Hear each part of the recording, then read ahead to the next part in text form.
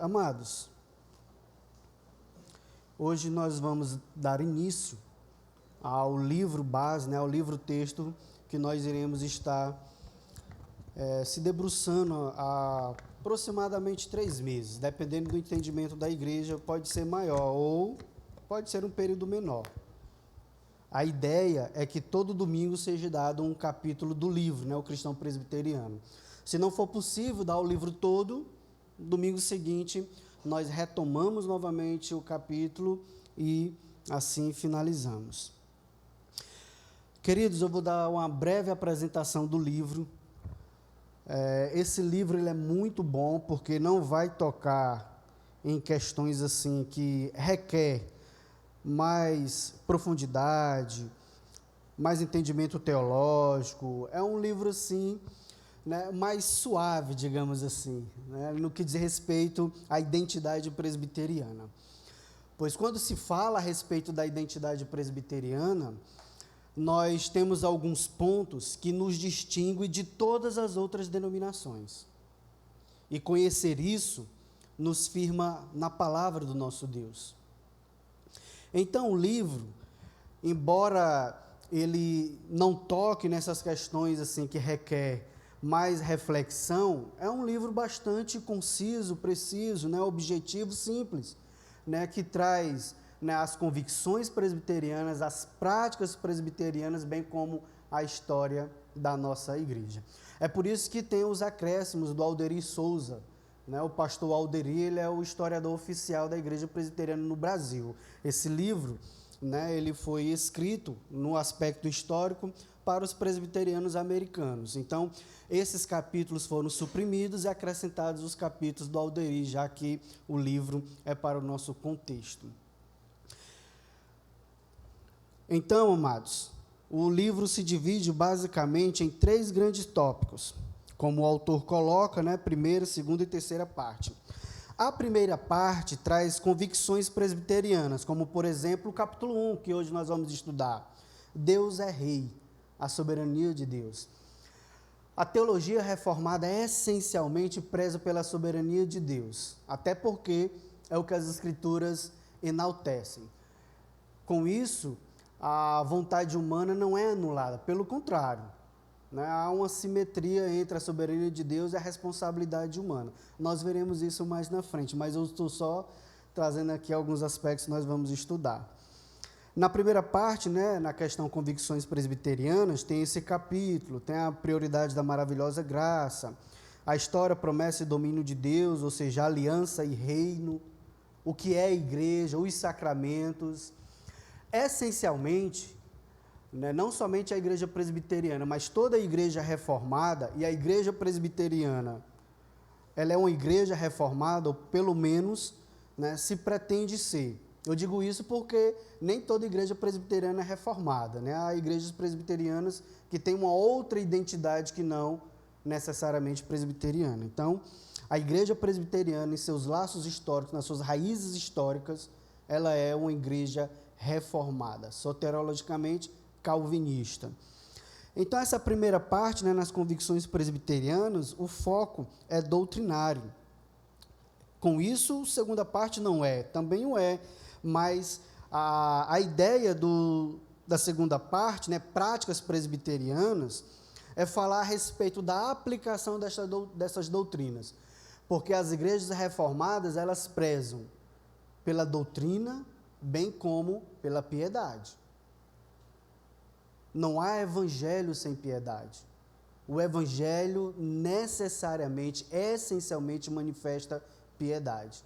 Se não há vida com Deus, não há evangelho genuíno. E a terceira parte vai nos trazer aspectos históricos da nossa igreja. Como surgiu, quais foram os maiores pensadores que pensaram o sistema de governo presbiteriano, que não somente é adotado pela IPB, como também por sistemas políticos de países, dado a ideia de pluralidade de governo. Então, nós veremos isso mais na frente.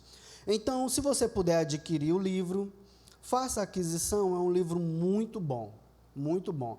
Tem um outro livro também, né, que eu considerei até em alguns momentos passados, o que todo presbiteriano inteligente deve saber, que é do Adão Nascimento e do Alderi.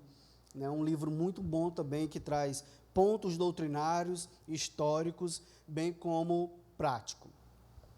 E um outro livro, mas que não é tão conhecido, é o do André Marques, do pastor André Marques, que inclusive ele é pastor, né, no SPN, no Seminário Presbiteriano do Norte.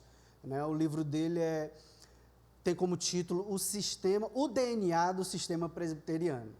Né? Então, se você puder adquirir esses livros, adquira, pois conhecer a nossa história, meus irmãos, é falar a respeito de missão, é falar a respeito de piedade, de renúncia, é falar a respeito de um sistema de governo que preza pela justiça, igualdade, direitos e também deveres. E como o Alderi fala no livro que todo presbiteriano inteligente deve saber, quando nós conhecemos, né, o tesouro teológico da nossa igreja, como ela funciona, né, o que ela preza em termos práticos, nós não temos atração por outras denominações, porque de fato é a igreja que mais se aproxima das Escrituras Sagradas. Pois bem, então vamos para o primeiro capítulo, né? Deus é rei, a soberania de Deus. Inclusive, os luteranos, eles têm uma crítica com relação aos reformados, de cunho presbiteriano, mas não necessariamente presbiteriano. Eles dizem que a nossa teologia, ela é teocêntrica, não cristocêntrica. Teocêntrica porque nós enfatizamos muito a soberania de Deus, na criação, na salvação, ou seja, na redenção como um todo. E eles dizem que a nossa teologia é teocêntrica e não cristocêntrica, ou seja, o foco é o Pai, não Cristo. Só que não há como falar do Pai sem falar do Cristo. Não há como falar de Cristo sem falar do Pai. Até porque o próprio Cristo disse, olha, tudo que eu falo por causa daquele que me enviou. Toda palavra que eu tenho dito não tem surgido de mim mesmo, mas o Pai é que me deu e eu tenho falado. Então, é uma crítica infundada. Então, vamos lá. O primeiro capítulo é sobre a soberania de Deus. Deus é rei, a soberania de Deus. Vamos ler Daniel capítulo 4, verso 25.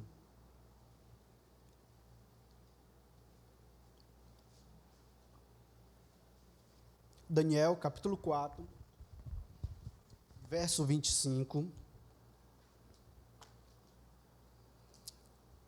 E após os versículos 34 e 35.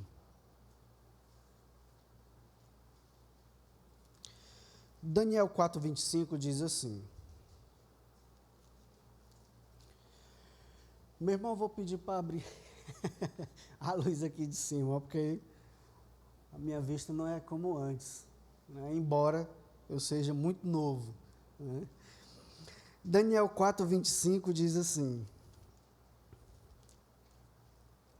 Serás expulso de entre os homens, e a tua morada será com os animais do campo.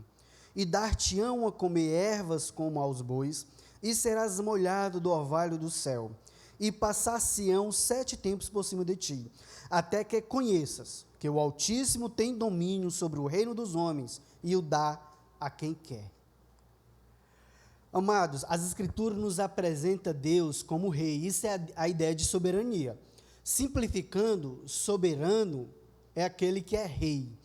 Só que as Escrituras não falam simplesmente de um Deus como monarca que rege um povo, independente de outros povos. As Escrituras nos apresentam o nosso Senhor como Rei dos reis e Senhor dos senhores. Ele não é somente um rei de um grupo, ele é rei do universo. É por isso que, mesmo o povo em cativeiro, e a nação do Senhor, a nação escolhida, sendo tirada da sua nacionalidade, da sua terra natal e transportada para uma terra estranha, pela vontade do Senhor, e o rei posterior sobre a nação de Israel subjugando-os, se coloca como aquele que tem todo o domínio sobre os povos. E é nesse episódio que o Senhor diz, olha, tu perderás o entendimento. Tu serás tirado do teu trono e tu vais ser humilhado. Após 1 ano, aproximadamente, isso aconteceu de fato, né? Versos 34 e 35. Mas ao fim daqueles dias, eu, Nabucodonosor, levantei os olhos ao céu. Tornou-me a vir o entendimento, e eu bendisse o Altíssimo, e louvei, e glorifiquei ao que vive para sempre, cujo domínio é sempre eterno, e cujo reino é de geração em geração. Depois do juízo de Deus sobre Nabucodonosor, e recobrando entendimento, ele chegou a considerar que só há um monarca que independe de governos humanos, o Senhor. Ele é soberano sobre todas as coisas. Porque Nabucodonosor tinha se exaltado. Olha, o meu reino é extenso. Não há quem concorra comigo. E o Senhor o humilhou, o Senhor trouxe juízo sobre ele. Ele foi disposto do seu trono temporariamente, é claro, devido à perda de sanidade. E agora eu digo aqui, né, ele não foi transformado em um animal, né, porque tem aqueles desenhozinhos bíblicos, né, que diz que Nabucodonosor se transformou em um animal. Né, ele não foi transformado em um animal, ele perdeu o entendimento, né, o seu cabelo não foi cortado, as suas unhas também não. Então, as escrituras não diz que ele foi transformado em um animal. Ele perdeu o entendimento e algumas características que se assemelhavam a animais. É só um detalhe de curiosidade e percepção. Então, quando Nabucodonosor recobrou consciência, ele viu que, de fato, só há um Deus que entrega reinos, que destitui homens e que tem o poder de dar a vida e tirar. Porque mais na frente, né, um dos reis sobre a Babilônia estava ali blasfemando, escarnecendo com os utensílios da casa do Senhor, que os seus antepassados levaram para a Babilônia. E uma mão misteriosa escreveu na parede, vocês sabem, e a mão dizia, olha, o teu reino foi passado de ti. E não muito depois, ele perdeu a sua vida, né? O Senhor tirou a sua vida. Queridos, as Escrituras nos mostram que o Senhor, Ele é soberano sobre todas as coisas. Com isso, nós devemos entender que Ele é soberano sobre a macro-história e micro-história, ou seja, tanto nos aspectos grandes, reinos, domínios, governos, como também em cada ato humano, seja significativo, complexo ou simples, o Senhor é soberano. Não há nada que fuja ao seu controle. Não há nada que esteja acontecendo que seja alheio à sua vontade. Pelo contrário, Ele detém todo o poder, todo o domínio sobre todas as coisas. Ele é soberano. E quando nós falamos a respeito de Deus como soberano, nós dizemos sim que Ele é transcendente. Ele é um Deus que está acima de tudo e todos e que ninguém lhe é igual. Ele é santo, Ele é misericordioso, Ele é bondoso, Ele é justo. E todos esses atributos nele são absolutos e perfeitos. Ele é Senhor sobre todas as coisas. Então não há a mínima possibilidade de pensarmos em eventos que esteja fora do seu domínio. Porque aí Ele não já seria Deus. Amados, eu vou fazer uma pergunta aqui, um tanto emblemática, mas só para você refletir. Por que que o Senhor, Ele conhece o futuro? Ele como soberano sobre todas as coisas, sobre, né, a história em geral, bem como os atos mais simples da humanidade, Ele é soberano. Mas nas Escrituras nós vemos o Senhor, né, se revelando ao seu povo de forma até consumatória. Apocalipse 22, isso é claro. O Senhor, Ele julgou todos os inimigos dele, e consecutivamente do seu povo. Prioritariamente, é claro, do povo do Senhor. Porque o Senhor, Ele não tem inimigo a ponto dele, né, ter que entrar em guerra. Ele é Deus sobre todas as coisas. Né? O diabo, Satanás, está debaixo da vontade do Senhor. Então, nós sabemos disso. Então, quando nós olhamos lá para Apocalipse 22, nós temos ali um Deus se revelando a respeito de uma consumação histórica. Por que que ele conhece o futuro? Por que que ele conhece o futuro? Quem poderia dizer? Alguém tem alguma ideia sobre isso?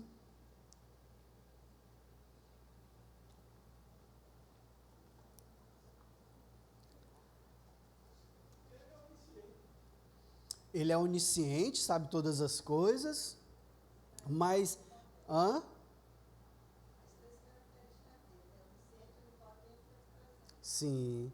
Isso diz respeito a esses já atributos incomunicáveis, né? Só Deus é todo-poderoso, né? Só Deus conhece todas as coisas e está em todo lugar. Mas, no quesito história, né, o Senhor ali, né, trazendo ao seu povo eventos futuros, né, como o exílio babilônico, como a promessa, né, de um Messias que iria se sentar sobre um jumento, que disse para Jonas, olha, vai a Nínive. Jonas não quis ir, mas de todas as formas ele foi.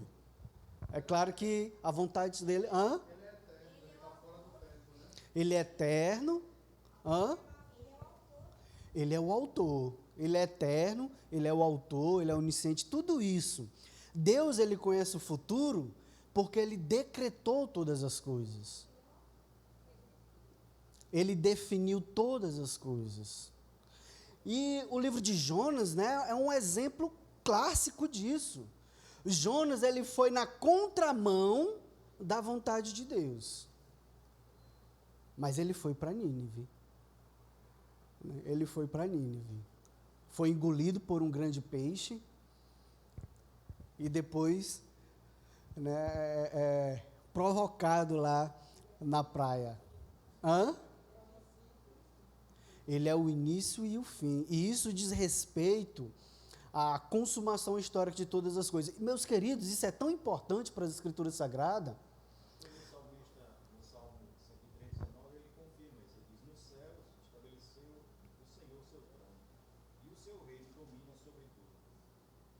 O Senhor é aquele que exerce governo sobre todas as coisas. Então, a história está em suas mãos. É claro que, como seres humanos falhos, pecadores, nós não conseguimos ter, né, uma visão completa, profunda, dos eventos que estão acontecendo diante dos nossos olhos. Mas Deus, por Ele ser eterno, Ele não está preso ao tempo, Ele é atemporal, Ele já sabe todo o desenrolar da história, porque Ele mesmo decretou.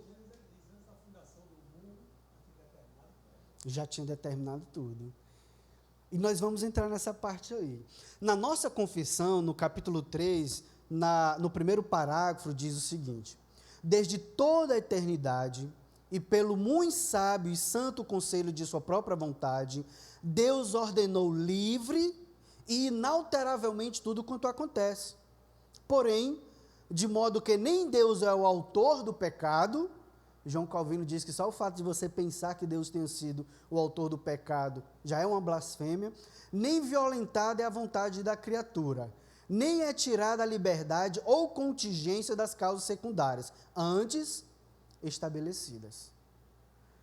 Olha a precisão bíblica da nossa confissão em falar desse Deus como soberano. Se a história acontecesse alheio à vontade dele, quem é o Senhor da história? O homem, não Deus. Se você constrói a sua história, se você tem o poder de construir a sua história a parte de Deus, Deus não é Deus. E nem você é criatura, você é Deus. E como eu falei agora há pouco, Ele é transcendente, Ele é Deus, Ele é soberano. Não há ninguém que lhe é igual, mas Ele também é imanente. Ou seja, Ele se relaciona conosco. Ele decidiu, pela sua graça e misericórdia, se envolver com a sua criação. Né? E nas palavras de João Calvino, né, assim como uma mãe fica balbuciando para um filho que ainda não tem entendimento adequado, assim é Deus conosco. Ele se acomoda, ele se rebaixa para falar conosco. Mas vejam que o nosso Senhor, Ele é soberano sobre o mundo, soberano sobre a história humana, soberano sobre a vontade do homem, sem anular a vontade do homem, sem violentar a vontade da criatura. Ele não tira a liberdade ou as contingências das causas secundárias, ou seja, tudo o que acontece, acontece com um propósito. Até o fato de Jonas ter ido para o outro lado, estava no centro da vontade do Senhor. Sabe por quê? Porque lá no navio, aqueles homens disseram, olha, nós estamos consultando os nossos deuses, e tu aí está dormindo? Jonas indiferente. Qual é o Deus que tu serve? Né? Nos apresenta. Então, quando Jonas diz, olha, eu sirvo o Deus de Israel, me lancem no mar, né? e o mar vai se aquietar. Aqueles homens, né, já com senso de moralidade pela situação, diz, olha, nós somos livres do teu sangue, não podem me lançar ao mar. E quando isso ocorreu, o mar se aquietou, a Bíblia registra que aqueles homens tiveram conhecimento do Deus de Israel através daquele episódio. E Jonas, no ventre do peixe, ele é colocado como ato circunstancial profético que se cumpriu em Cristo.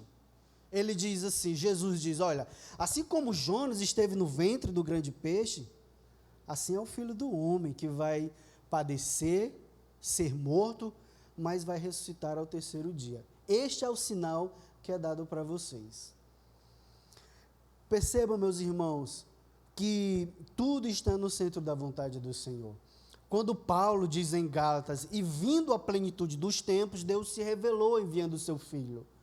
Amados, quando veio a completude das circunstâncias, né, e do tempo, Deus enviou o seu Filho. O melhor período para Cristo ter vindo a este mundo, não era o século 21, como você pode ver alguns pastores aí dizendo, dado a globalização. Não, era aquele momento mesmo. As estradas romanas permitiam acesso, segurança aos missionários. A universalidade da língua, que era comum a todos. Então, naquele momento ali, Deus enviou o seu Filho para propiciar os nossos pecados. Então, o nosso Senhor, que é eterno, sábio, santo, e segundo a sua vontade, não por ter sido constrangido pelo homem, mas segundo a sua vontade, ele rege todas as coisas. Alguma dúvida até aqui, ou está todo mundo tranquilo? Amados, né, o irmão Hélito, né, ele leu o Salmo 24, versículo 1 e 2, e agora nós vamos focar sobre Deus como soberano, não somente sobre a história, mas a criação como um todo. Quando os apóstolos viram, olha, quem é este? Né, que até os ventos e os mares lhe obedecem. Ventos e ondas, né, lhe obedecem. Meus irmãos, Cristo ali, ele estava se colocando como Criador, porque somente o Criador, ele pode ordenar a criação.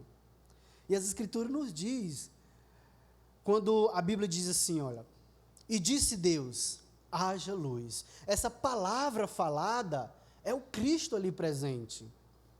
O Espírito que parava sobre as águas, não o Espírito Santo, a palavra falada é o Cristo ali.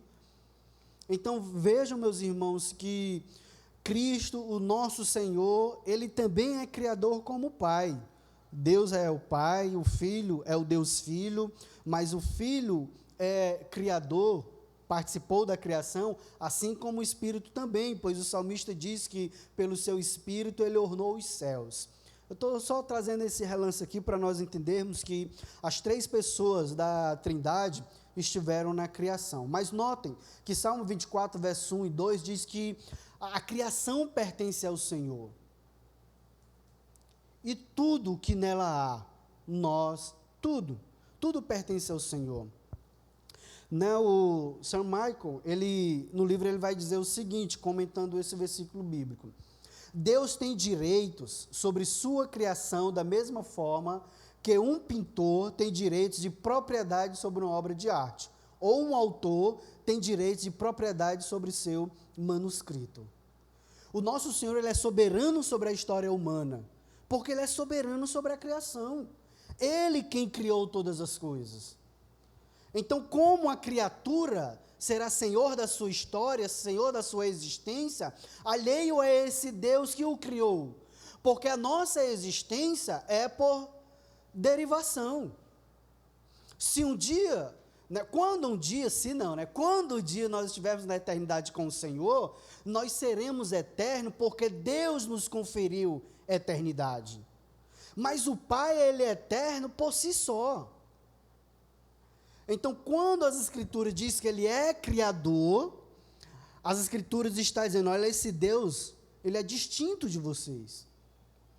E aquilo que vocês são ou serão, são e serão por derivação.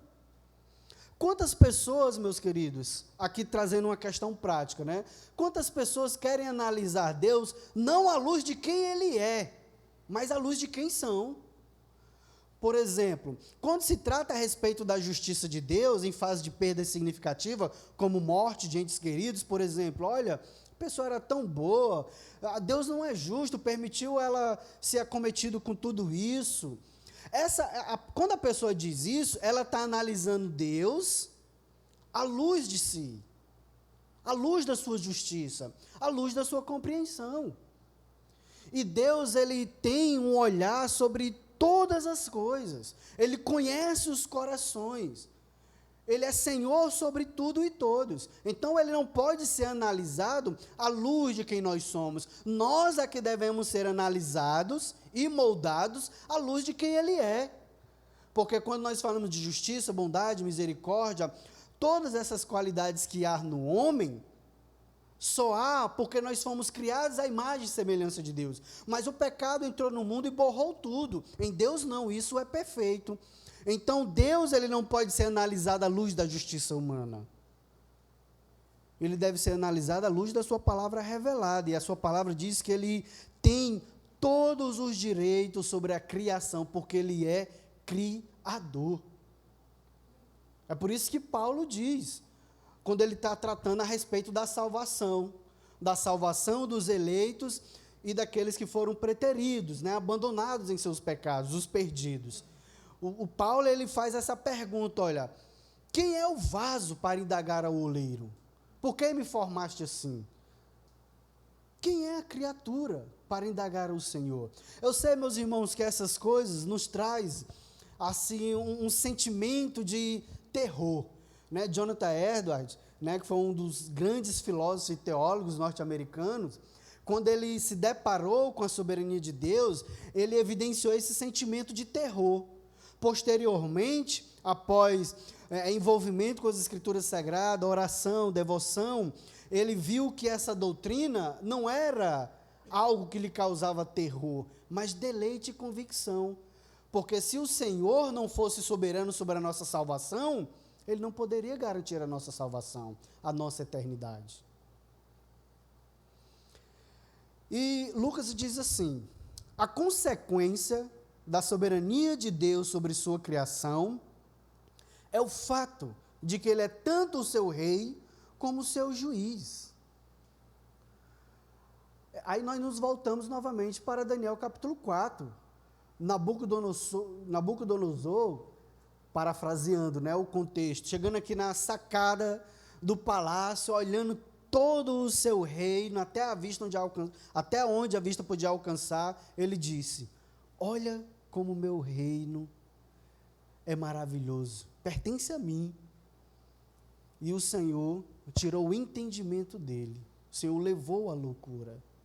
O Senhor, ele entrega reinos e ele tira, porque tudo está no centro da vontade do Senhor. É por isso, meus irmãos, que quando nós consideramos, a soberania de Deus na história, soberania de Deus, sobre a criação, nós sempre iremos nos voltar, que o Senhor, ele é soberano sobre cada esfera da vida. Pela muito sábia e santa providência, segundo a sua infalível, isso está na nossa confissão, no capítulo 5, parágrafo 1º. pela muito sábia e santa providência, segundo a sua infalível presciência e o livre e imutável conselho de sua própria vontade, Deus, o grande Criador de todas as coisas, para o louvor da glória de sua sabedoria, poder, justiça, bondade e misericórdia, sustenta, dirige, dispõe e governa todas as criaturas, todas as ações delas e todas as coisas, desde a maior até a menor. Nada está fora do seu controle. Mas, isso, olha a estrutura lógica da nossa confissão. É dito isso no capítulo 5. Olha, todas as ações humanas, sejam as grandes ou pequenas, né, Deus está no controle. Mas o que foi que nós lemos no capítulo 3, no primeiro parágrafo? Deus, ele governa desde toda a eternidade pela sua sabedoria, santidade, conselho santo, sua própria vontade. Ele ordenou livre e inalteradamente tudo quanto acontece. Porém, de modo que nem Deus é o autor do pecado, nem violentada é a vontade da criatura, nem é tirada a liberdade ou contingência das causas secundárias, antes estabelecidas. Sêneca, um filósofo anterior a Cristo, ele já dizia o seguinte: olha, você vai querendo ou não, né, porque é o destino que reina. É claro que era um poeta pagão, né, um filósofo poeta pagão. Mas isso que ele estava falando era muito importante à luz daquilo que ele estava vivendo. Ele não tinha conhecimento disso. As Escrituras dizem que Deus está no controle de todas as coisas. O problema com Sêneca é que a vontade humana era anulada, era violentada pelo destino. Aqui, a confissão diz, porque a Bíblia assim o diz, que Deus ele é soberano, e Deus é responsável e o homem é responsável pelos seus atos. Aí nós nos voltamos para aquele episódio de Faraó. Olha, Moisés, vai lá para Faraó, diz para ele libertar o meu povo. Entretanto, eu vou endurecer o coração dele. A Bíblia diz que o Senhor endureceu o coração de Faraó, mas também diz que o próprio Faraó endureceu o seu coração. Porque nas causas secundárias nós entendemos que ele era um homem orgulhoso, ele se sentia dono da nação de Israel. Deus endureceu o coração dele, mas ele também endureceu o seu coração, ou seja, é aquilo que eu falei no princípio, há uma simetria, né, entre a soberania de Deus e a responsabilidade humana. Deus ele é soberano, e o homem é responsável pelos seus atos. A ideia, meus irmãos, dessa doutrina aqui, que eu estou falando para vocês aqui rápido, é como os trilhos de trem, né? Ambas as ferragens caminham junto, levando o trem para um destino, né? E caminham paralelamente. Os trilhos, né, têm duas ferramentas, uma do lado da outra, para que comporte assim o trilho sobre os trilhos, o trem sobre os trilhos. Mas vejam que essas ferragens são paralelas. Assim é a soberania de Deus, a responsabilidade humana. A Bíblia fala que Deus é soberano e o homem é responsável pelas suas ações. Em termos práticos, é aquilo que nós estamos considerando na questão também histórica. Para os gregos e para muitas pessoas hoje, a história ela é cíclica. Ela tende a se repetir. Só que as Escrituras nos dizem que a história é linear. Houve um início e haverá um fim. Nós estamos caminhando para um fim. Porque Deus, ele decretou todas as coisas, de forma que ele é enaltecido na sua justiça, bondade, santidade e misericórdia, mas também o homem é responsável pelas suas atitudes. Em Gênesis capítulo 50, vamos ler esse texto que diz isso claramente, né? A relação da soberania de Deus, responsabilidades humanas e as contingências ou causas secundárias. Quem poderia ler Gênesis 50, 20?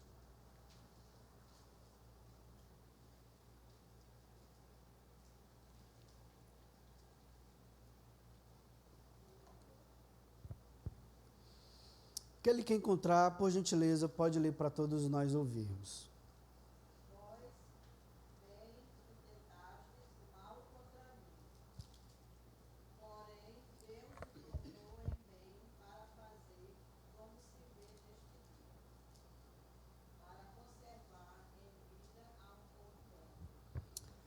Amados, esse texto, bem como outros, diz que os irmãos de José intentaram o mal contra ele, por inveja, ciúme, orgulho, por perversidade.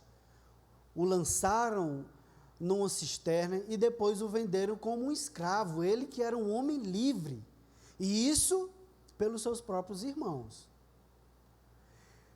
Chegando na casa de Potifar, teve ali um pouco de ascensão, depois foi lançado na prisão novamente, até chegar lá, ser o segundo do reino de Faraó.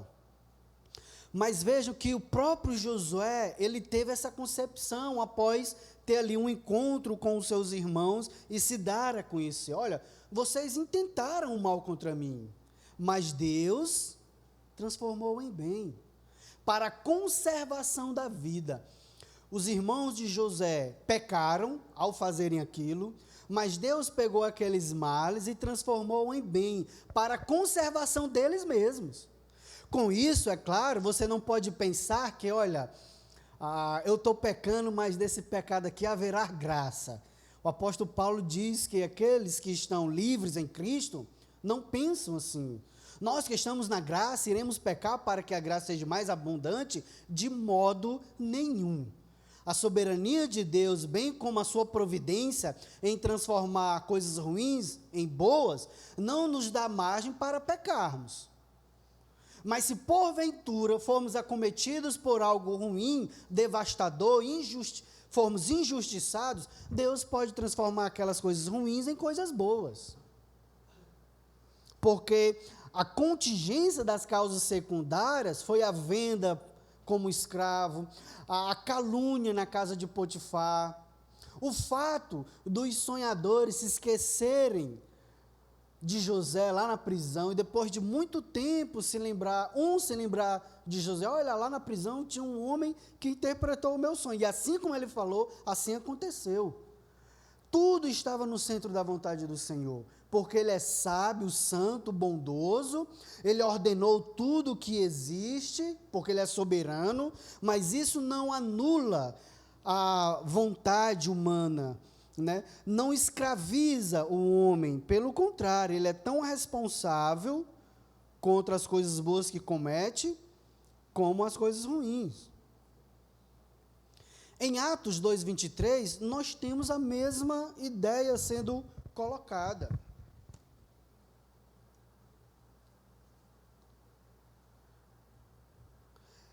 E, meus queridos, olha o que Pedro diz, em Atos capítulo 2, verso 23.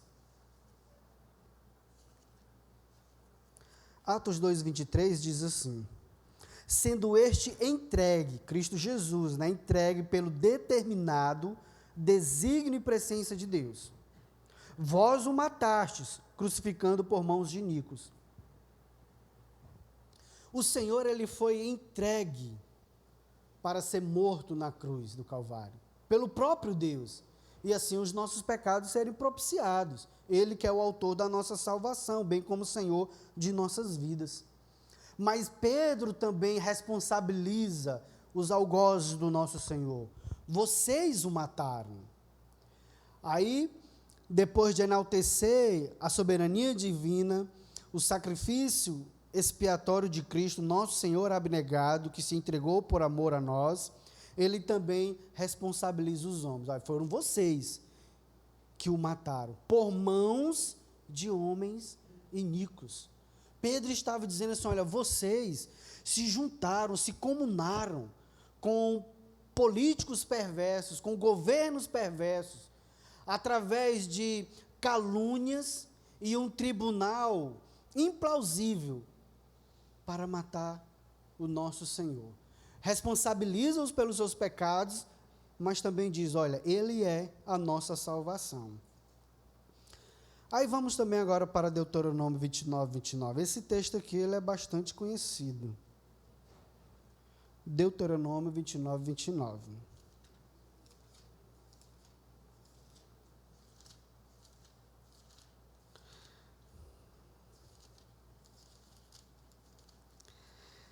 Deuteronômio 29, 29 diz assim: as coisas encobertas pertencem ao Senhor nosso Deus, porém as reveladas nos pertencem, a nós e aos nossos filhos para sempre, para que cumpramos todas as palavras desta lei.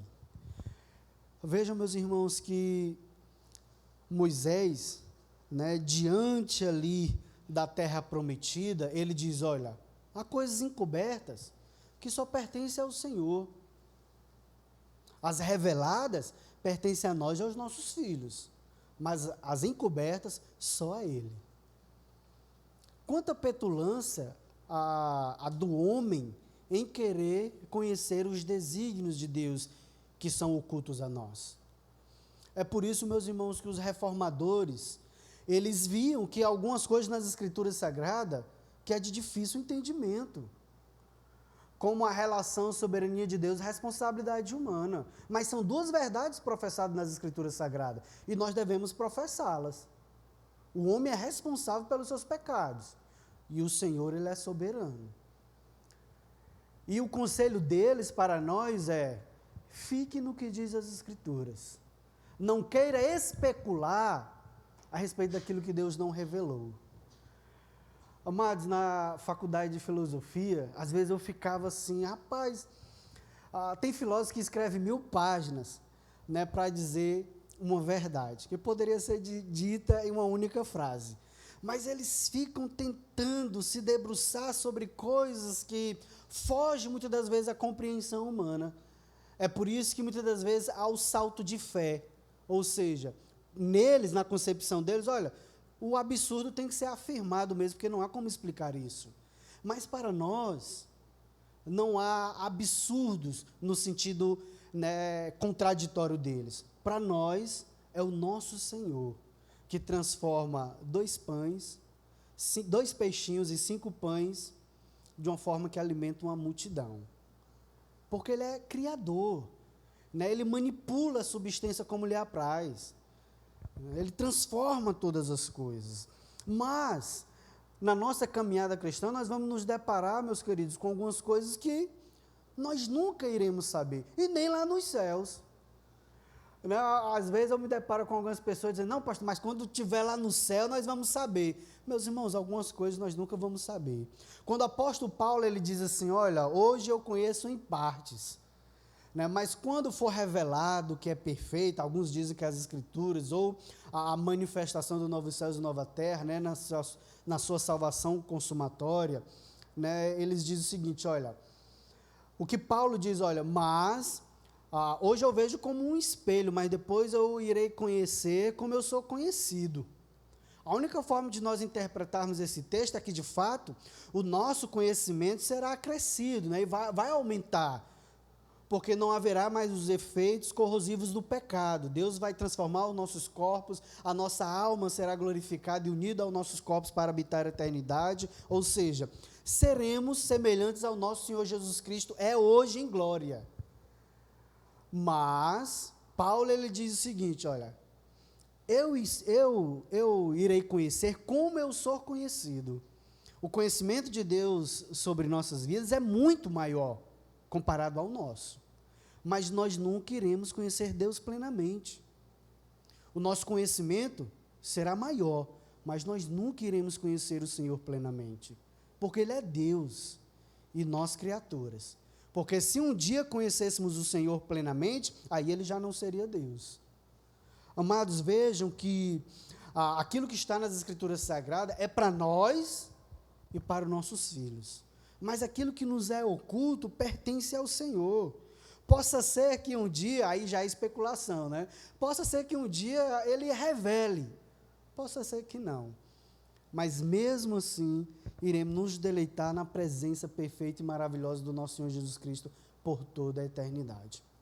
Abraham Kuyper, um grande teólogo, pastor holandês, né, que chegou até a ser primeiro-ministro da Holanda e foi o fundador da Universidade de Amsterdã, ele disse o seguinte: não existe 1 centímetro quadrado em todo o domínio de nossa existência humana sobre o qual Cristo, que é soberano de tudo, não declare é meu. Tudo pertence ao Senhor. Amados, alguma dúvida? Tranquilos? Alguém quer perguntar alguma coisa? Ou está todo mundo entendendo? Que bom, que maravilha, né? Todo mundo entendendo. Ou não entendendo nada.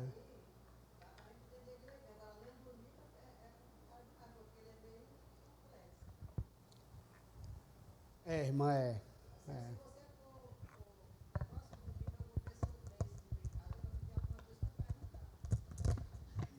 Tá certo, minha irmã. Agora, é claro, se você ler o capítulo...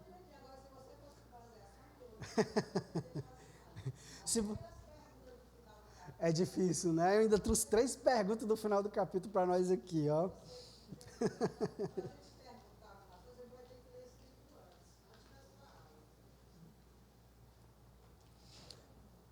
Se você lê o capítulo, né, aqui para todos nós, se você lê o capítulo e não entendeu, você pode ir sublinhando e trazer para cá para a aula e nós discutirmos sobre. Né? Se você, mesmo assim, leu, não grifou nada, só o fato de você ter lido e depois ter ouvido aqui na EBD sobre o capítulo, é claro que, né, você vai entender um pouco mais, você vai absorver mais.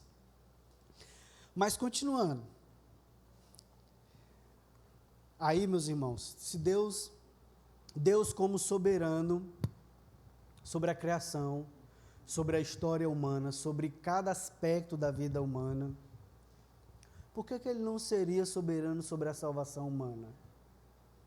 Amados, vamos ler Romanos 3, 10 a 11.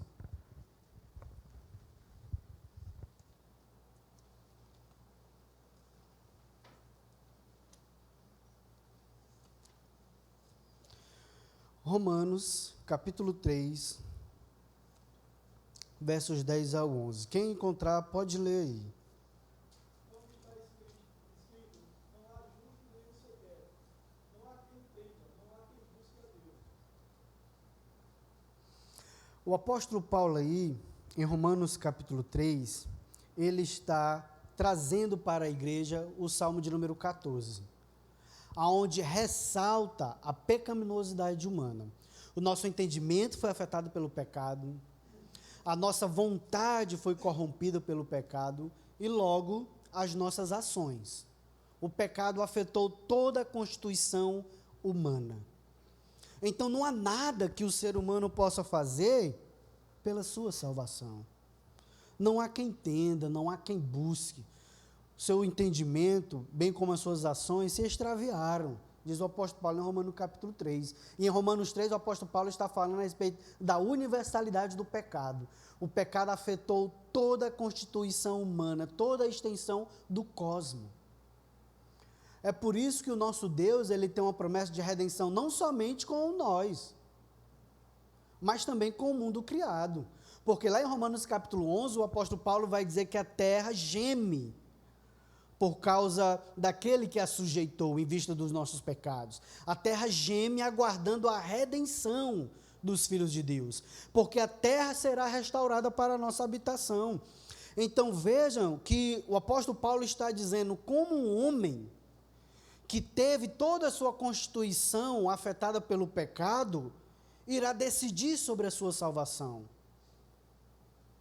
Aqueles que não estão em Cristo estão mortos em delitos e em pecados, conforme diz o apóstolo Paulo em Efésios capítulo 2. Então, se o Senhor não nos salvar, a salvação é impossível. Jesus disse para os religiosos: vocês não querem vir a mim para terdes vida, porque vocês estão mortos. Era isso que ele estava dizendo: vocês estão mortos. Ninguém vem a mim se o Pai não o trouxer. todos aqui que confessaram a Cristo como Senhor e Salvador, foi porque Deus os salvou soberanamente, mudou o coração, transformou a mente, abriu os olhos e os inclinou. Amados, quando eu era jovem, embora sendo jovem ainda, e sempre me incomoda falar da minha juventude, porque eu sou muito jovem. Então, quando eu era mais novo, digamos assim, quando eu era mais novo, eu tinha 17 para 18 anos, né, um jovem rebelde, problemático, né, já pai, né. Então, eu cheguei para minha mãe e disse: mãe, eu acho que eu vou ser crente. Ali não era eu sozinho, era Deus que estava transformando o meu coração. E quando eu estava fazendo um serviço na porta da minha casa, da casa dos meus pais, passou um amigo que sempre me chamava para ir para a igreja, eu nunca fui. Aí eu, rapaz, tá, eu chamei e disse: olha, vou lá para a igreja contigo. Foi o Senhor que estava conduzindo o meu coração, porque eu escarnecia de quem evangelizava. Eu zombava daqueles que chegavam para mim falando de Cristo. Então, essa mudança se deu porque o Senhor, na minha vida e na sua vida, foi soberano em nos regenerar para Ele. Porque senão, nós estávamos ainda em pecado, se deleitando em transgressão, pensando que tudo aquilo que nós estávamos desfrutando era a razão da nossa existência, caminhando para o inferno sem se dar conta, mas o Senhor abriu os nossos olhos e nos preparou para Ele. Queridos, Saulo, né, que também é Paulo, né, porque Paulo é o seu nome romano e Saulo é o seu nome judaico, né, não tem nada a ver, Saulo foi transformado em um Paulo. Não, a pessoa foi transformada, mas o nome não tem nada a acrescentar com relação a isso, porque Paulo tinha dupla nacionalidade. É só uma curiosidade de conhecimento para a igreja. Quando Paulo estava indo no caminho de Damasco, ele estava indo com o mesmo sentimento de antes: maltratar os cristãos, matar os cristãos, forçá-los a blasfemar contra Cristo, renunciar a Cristo. E ele tinha autorização das autoridades religiosas para ter tais atitudes. Mas o Senhor o derrubou do cavalo dizendo: Saulo, Saulo, por que me persegues? Quem é, Senhor?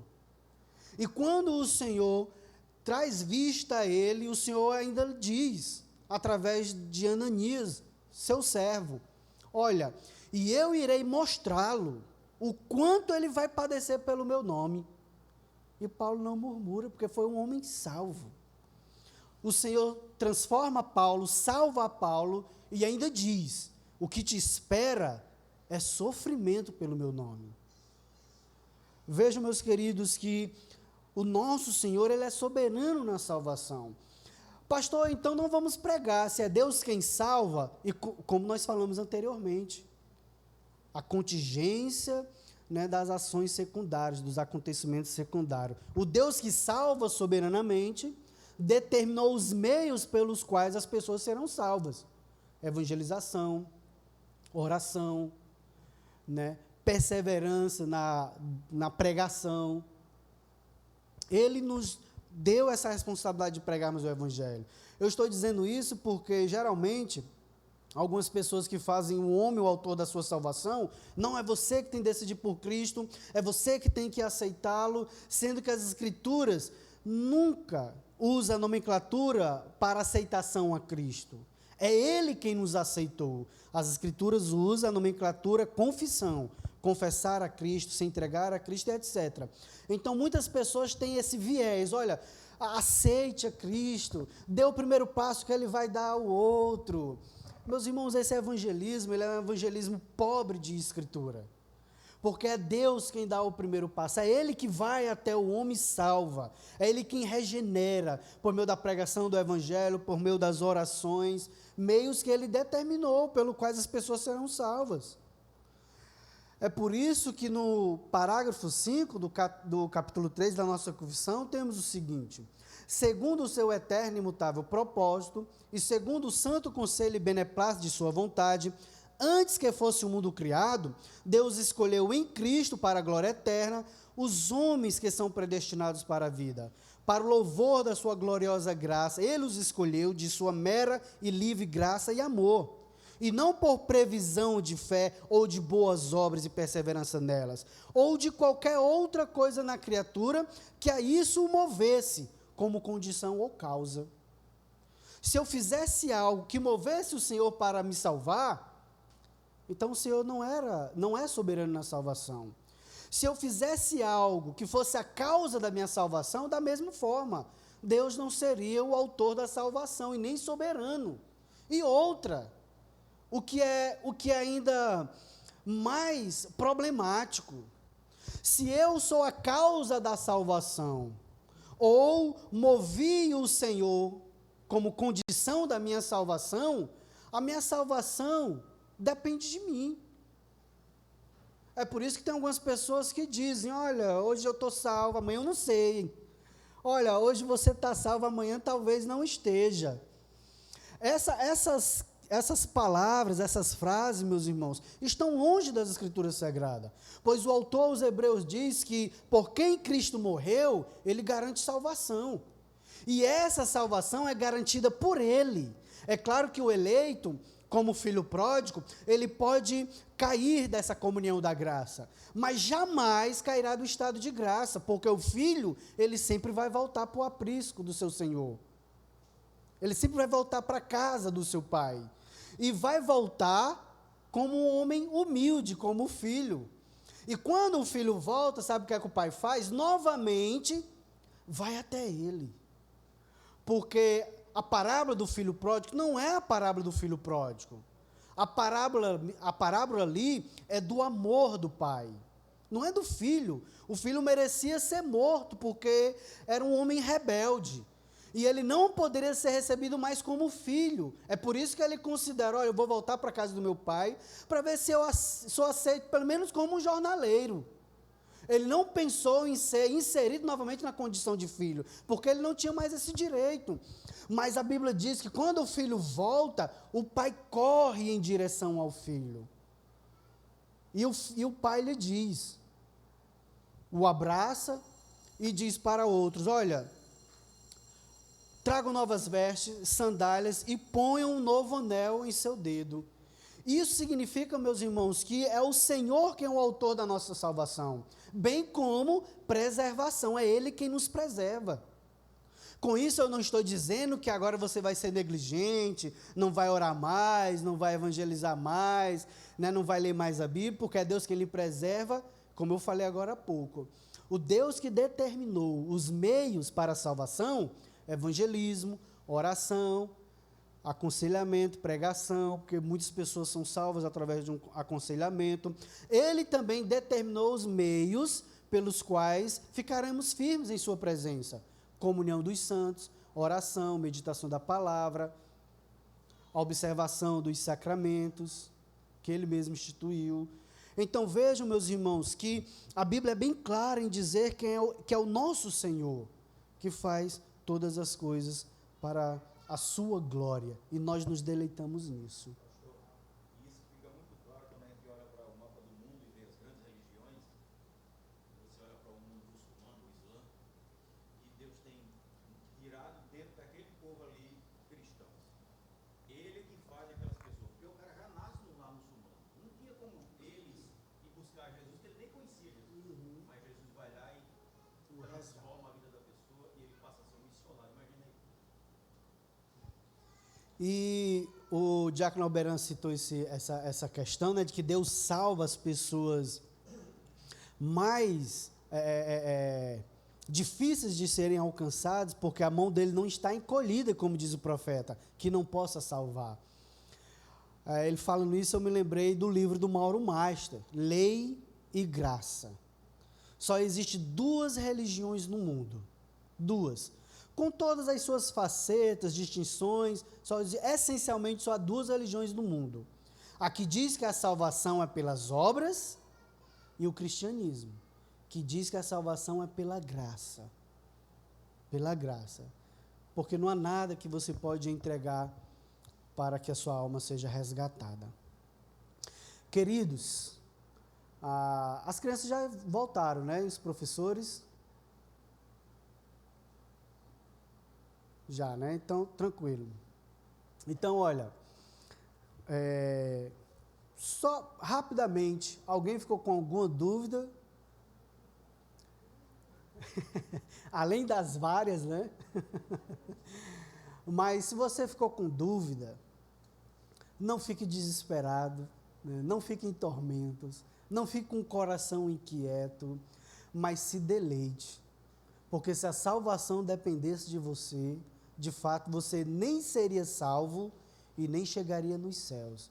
Porque eu e você somos pecadores. Mas louvado seja Deus, porque a salvação depende dele para a salvação e preservação dela. Louvado seja Deus por isso. Porque isso nos garante que nós chegaremos na eternidade com o nosso Senhor. Amados, passar agora para, diga lá minha irmã Rosário, né?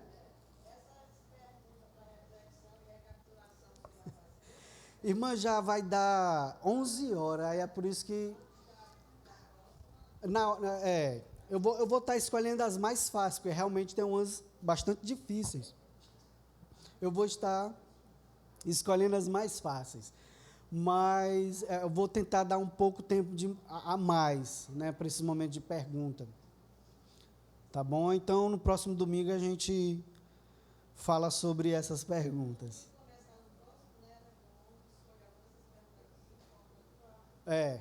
Justamente. Pronto, com isso eu encerro esse momento de aula. Passo agora para o secretário André.